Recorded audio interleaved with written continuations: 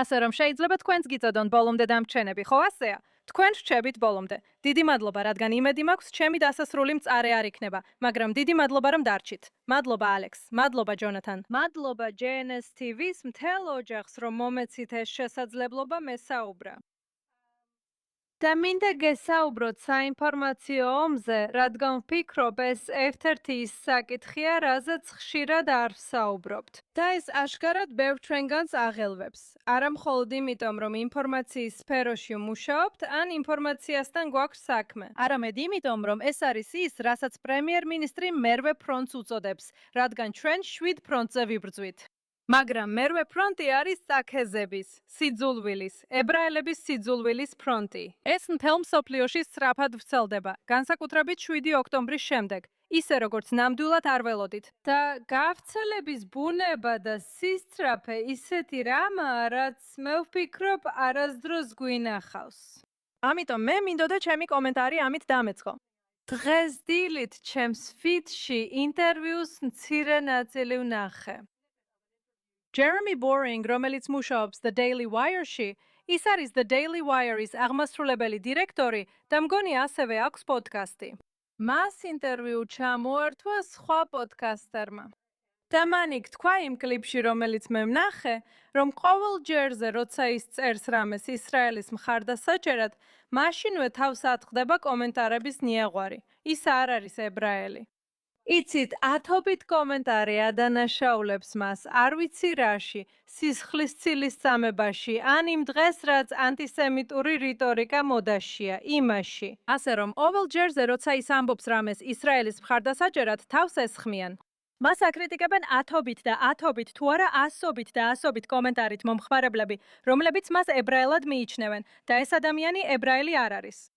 და კიდევ ერთ რამესაც ვხედავთ, ეს არის ის, რომ TikTok, როგორც კი TikTok-ი ამერიკულ ბაზარზე გამოჩნდა, ჩვენ დავინახეთ პირდაპირი კავშირი TikTok-ის ზრდასა და ამერიკული მედიის ბაზარზე მისი გავრცელებას შორის. და ანტისემიტიზმის ზრდა შეერთებულ შტატებში. ანუ თავად პლატფორმა იყო ანტისემიტიზმის პირდაპირი გამავრცელებელი მთელ ამერიკის მასშტაბით.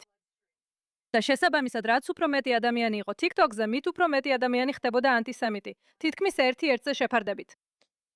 და იცით, ეს რაღაცა ირონიამ და მიგვიყვანს, არა? ვგულისხმობ, ჩვენგან ბევრი ამ ოთახში საკმარისად ასაკოვანია, რომ ახსოვდეს ინტერნეტამდე არსებული სამყარო და ის გაოცება, რაც გვქონდა, როცა დავინახეთ, რომ უბრალოდ კომპიუტერთან დაჯდომით შეგეძლო გესაუბრა მსოფლიოს ნებისმიერ კუთხეში მყოფ ადამიანებთან და აღარ გჭირდებოდა ფაქსი ან მარკა, ხომ ასეა? გულისხმობ, ეს იყო რაღაც ისეთი, რაც არასდროს წარმოგვედგინა. ეს ტელეფონის ხაზით ინტერნეტთან დაკავშირება და უცებ მთელი მსოფლიოსთან დაკავშირებული ხარ. და უკვე მე-20 საუკუნის დასაწყისში ეს უკვე ცლიდა არჩევნების შედეგებს. ეს უკვე ახდენდა გავლენას იმაზე, ვინც უკეთესად იცოდა ინტერნეტის გამოყენება. უკეთესად ახერხებდა თავისი გზავნილის გავრცელებას და ეს უკვე პოლიტიკაზე ახდენდა ისეთ გავლენას, როგორცაც არავინ ელოდა. მაგრამ რასაც ვხედავთ არის ის, რომ ინფორმაციის გავრცელება მთელ მსოფლიოში არ უკავშირდება ცოდნის გაფართოებას. არა ასე, რომ რაც უფრო მეტ ინფორმაციას ან რაღაცას ხედავენ ადამიანები ყოველდღიურად, მით უფრო მეტი იციან. სინამდვილეში ეს მათ ნაკლებად მცოდნეებს ხდის. ასე რომ დღეს საშუალოდ ადამიანები მთელ მსოფლიოში ფაქტებზე ნაკლებად ინფორმირებულები არიან ვიდრე ადრე, ალბათ მანამდე, სანამ ინტერნეტი იქნებოდა. რაც მართლაც უცნაურია, მაგრამ მე საკუთარ თავს კითხულობ, რატომ არის ასე? იმიტომ, რომ იმავე დროს, როცა ინფორმაცია ვრცელდება, დეზინფორმაციაც განზრახ და წინასწარი ბოროტი განზრახვით ვრცელდება. და რა არის დეზინფორმაციაში ისეთი, რაც მას უფრო მისაღებს ხდის ისეთი პლატფორმების მომხმარებლებისთვის, როგორიცაა TikTok-ი, Twitter-ი, ანუ X, Facebook-ი ან Instagram-ი. საქმე იმაშია, რომ დეზინფორმაცია არ გაძალებს იფიქრო, როგორ გადაჭრა პრობლემები. ის გაძალებს იფიქრო, ვინ დაადანაშაულო შენს პრობლემებში. და ეს ბევრად უფრო მარტივია. ბევრად უფრო მარტივად იყიდება. რაც დეზინფორმაციას შეუძლია, არის ის, რომ ის ფარულ ცრურწმენებზე მანიპულირებს. ის მიმართულია სპეციალურად მორგებულია იმ ადამიანების ცრურწმენებზე, რომლებიც მათ დეზინფორმაციის მიღებამდე უკვე ჰქონდათ და შემდეგ ამოქმედებს მათ. ის აღძრავს და აძლიერებს იმ ადამიანებს, ვისაც ფარული ცრურწმენები აქვთ, რომ მოულოდნელად თავი კომფორტულად იგრძნონ ამ ცრურწმენების გამოხატვაში. კარგი, ასე რომ რაც აღსანიშნავია არის ის, რომ ანტისემიტიზმის დონე საშუალოდ ნაკლებად გაიზარდა ისეთ ადგილებში, როგორიცაა არაბული ქვეყნები, ვიდრე ისეთ ადგილებში, როგორიცაა ევროპა ან ჩრდილოეთ ამერიკა. და რატომ ხდება ასე? იმიტომ, რომ ცრურწმენები თავიდანვე ფარული არ იყო. ხო ასეა, თუ ყატარს შეხედავთ ან ეგვიპტეს, ან საუდის არაბეთს, ან სადაც არ უნდა შეხედოთ. ფიუს კვლევების მონაცემები ანტისემიტიზმის შესახებ იორდანიელებს შორის 1990-იან წლებში აჩვენებდა, რომ თითქმის 100%-ს იორდანიელთა შორის ებრაელების მიმართ უარყოფითი დამოკიდებულება ჰქონდა. დაინახეთ, ეხლაც ასეა. ხო ასეა, რასაც აღმოაჩენთ, მთავარი განსხვავება ისეთ ქვეყნებს შორისაა, როგორიცაა საფრანგეთი, კანადა, ამერიკა ან შეერთებული შტატები, სადაც უფრო დაფარული ცრურწმენები არსებობდა, რომლებიც 1990-იან, 2000-იან და თუნდაც 2010-იან წლებში საზოგადოებრივი აზრის გამოკითხვებში არ გამოიხატებოდა. მაგრამ ეხლა ეს პროვოცირებულია იმით, რომ სახელმწიფო აქტორები მიზანმიმართულად ართმევენ ებრაელების წინააღმდეგ ცრურწმენებს ამ პლატფორმებზე. მათ შორის, რა თქმა უნდა, კატარი, თურქეთი, ჩინეთი, რუსეთი, ირანი, პაკისტანი და ასე შემდეგ.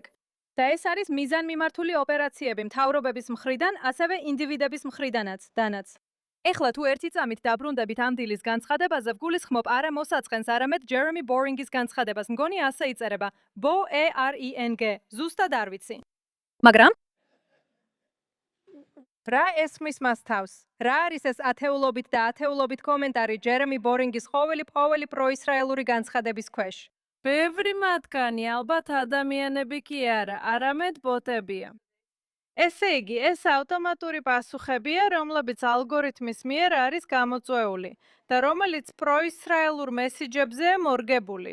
ანუ, როცა პროისრაელური განცხადება ან ფრაზა, რაც არ უნდა იყოს, ეს პასუხი მასთან ავტომატურად მიდის, ასეა, ხო?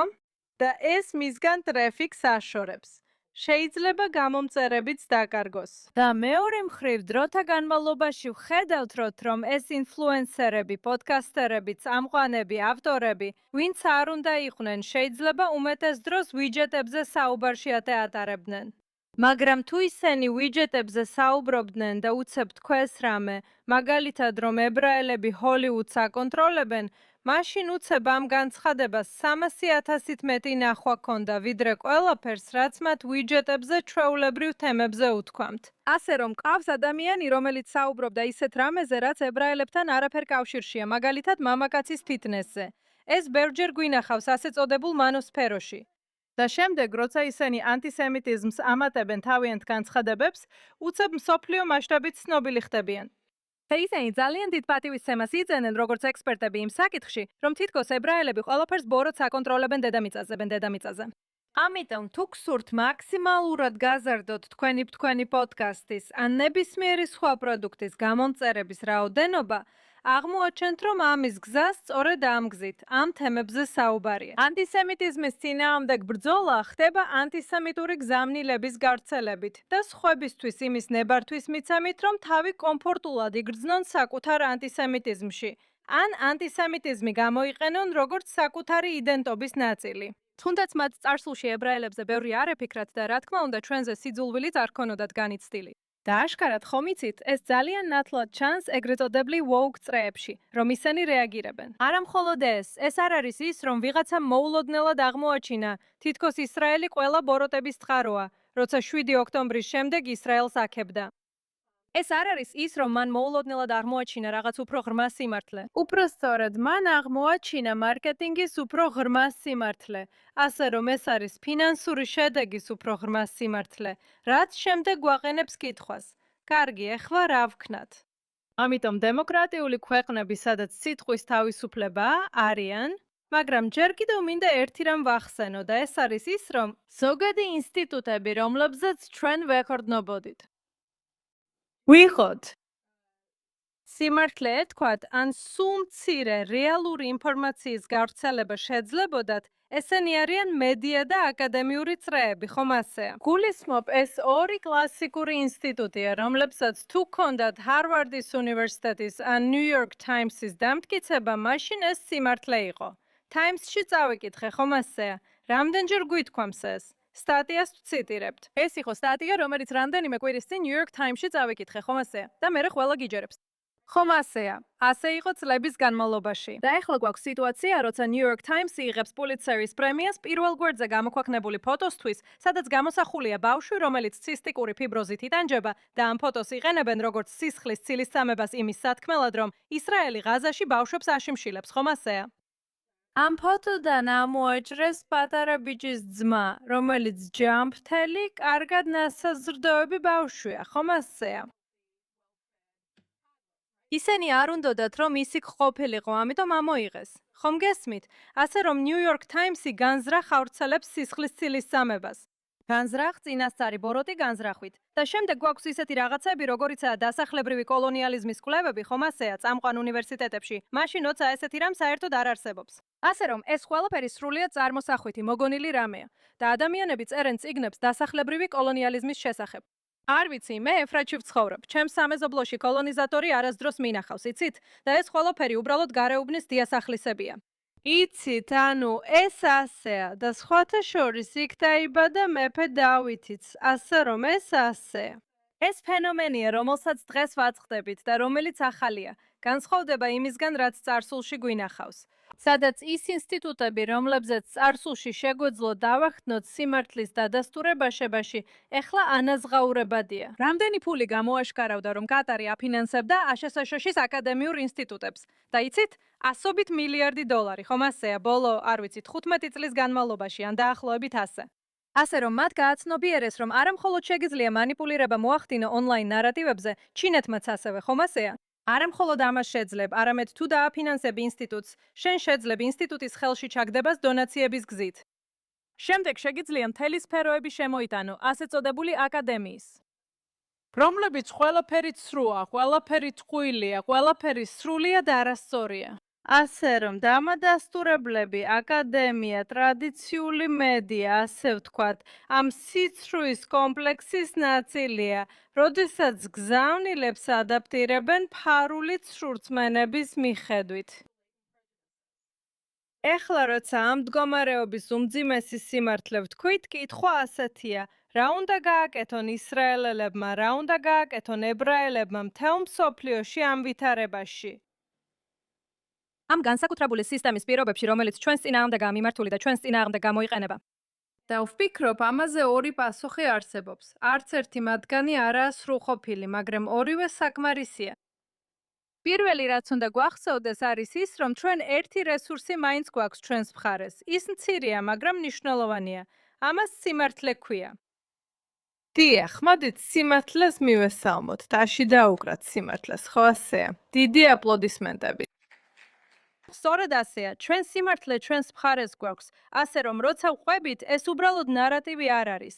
ეს არ არის ისრაელის ნარატივი, რომელსაც ვყვებით, ეს რეალური ფაქტებია. იცით, ძალიან ბევრი იმეგრეთ წოდებული ჟურნალისტებიდან, რომლებიც IDF-ის ძალებმა მოკლეს, სინამდვილეში ტერორისტები იყვნენ, ზუსტად ისე, როგორც მაშინ ვამბობდით, როცა მათ მოუკალით, ხო გესმით? და ჰამასი არ აცდის რეალურ მონაცემებს მოკლული მშვიდობიანი მოსახლეობის რაოდენობაზე. ისინი იტყუებიან, ხომ ასეა? როგორც პოლკოვნიკმა ჯონ სპენსერმა, რომელიც West Point-ში ურბანული ომის ინსტიტუტის ხელმძღვანელი აჩვენა, ჩვენ გვაქვს ყველაზე დაბალი მებრძოლთა და არამებრძოლთა დაღუპულთა თანაფარდობა თანამედროვე ომის ისტორიაში, ხომ ასეა? და ეს არ არის განსაკუთრებული გამართლება. ეს არის ომის წარმოების ებრაული გზა. ეს არის ისრაელის თავდაცვის ძალების ომის წესი, რადგან ჩვენ არ ვესვრით მშვიდობიან მოსახლეობას. და ცხადია, ეს მთელი გენოციდის თემა სისხლის ცილისწამებაა. ხომ ასეა? ესე რომ, როცა სიმართლეს ვამბობთ, ჩვენ ნამდვილად სიმართლეს ვამბობთ. როცა ჩვენს ვერსიას ხვებით, რასაც ხვებით, სწორედ ეს არის ნამდვილი ამბავი.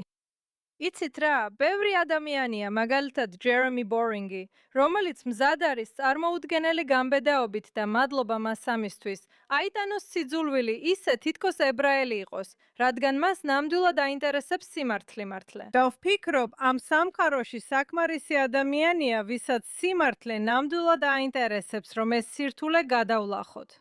იქნება თუ არა უმრავლესობა ჩვენს მხარეს. საკმარისი გვეყოლება.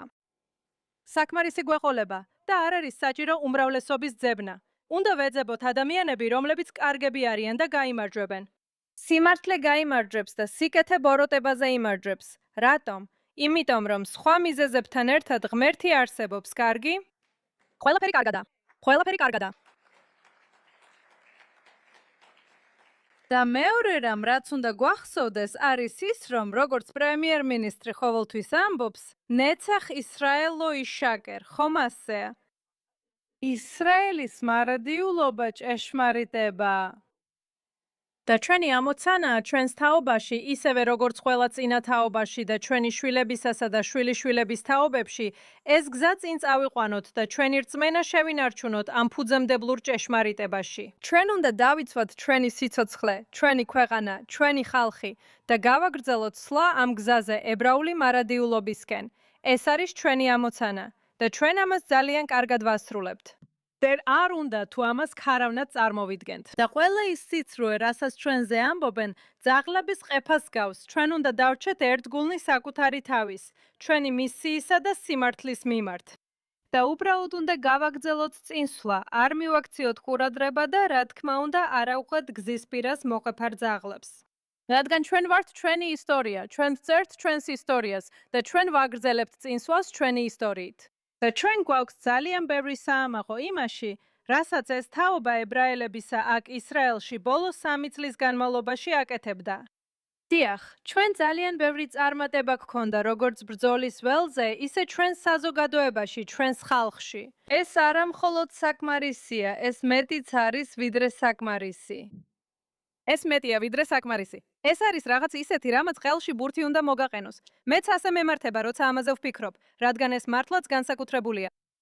ეს ბავშვები, რომლებიც ეხლა წინა ხაზზე არიან 7 ოქტომბრის შემდეგ, ყველაზე საოცარი ადამიანები არიან, რომელთა არსებობაც ჩვენ ვერასდროს წარმოგვედგინა. და არ ვიქნებოდი სამართლიანი, თუ ამას არ დავისრულებდი მადლობის გადახდით ჩემს უფროს, პრემიერ-მინისტრ ბენიამინ ნეთანიაჰუს. და პირად დონეზე მადლობას ვუხდი მას იმისთვის, რომ მომცა პრივილეგია მასთან ერთად მემუშავა და მისგან ახლოდან მესწავლა. მაგრამ ვფიქრობ, როგორც ებრაელი, ყველაზე საოცარი ის არის, რომ ვზივარ იმ ადამიანის გვერდით, რომელიც ფაქტობრივად უკვდავია, რადგან ის განსაკუთრებული საქმეები, რასაც ის აკეთებს და ამ ქვეყანას დღეს ხელმძღვანელობს, მომავალშიც იქნება განხილული. ჩვენ ყველა დაგვივიწყებენ, ან მე დამივიწყებენ. მაგრამ მასზე ისევე ილაპარაკებენ, როგორც ჩვენ ლაპარაკობთ მეფე დავითზე და იესო ნავეს ძეზე. ხალხი ყოველთვის დაამახსოვრებს მას იმის გამო, რასაც ის დღეს აკეთებს.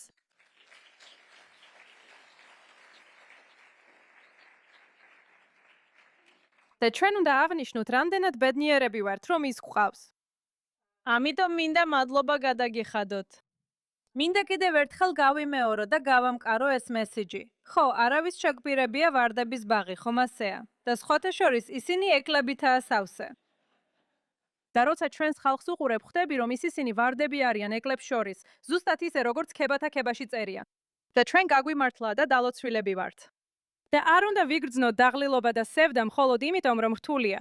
უნდა გავაცნობიეროთ, რამდენად გაგვიმართლა და დალოცვილები ვართ, რომ ამ დროს ცხოვრობთ, როცა ებრაული ისტორიის ახალ ეპოქაში გადავდივართ ჩვენი განსაკუთრებული შვილების, საკუთარი თავისა და ჩვენი ლიდერის წყალობით. დიდი მადლობა.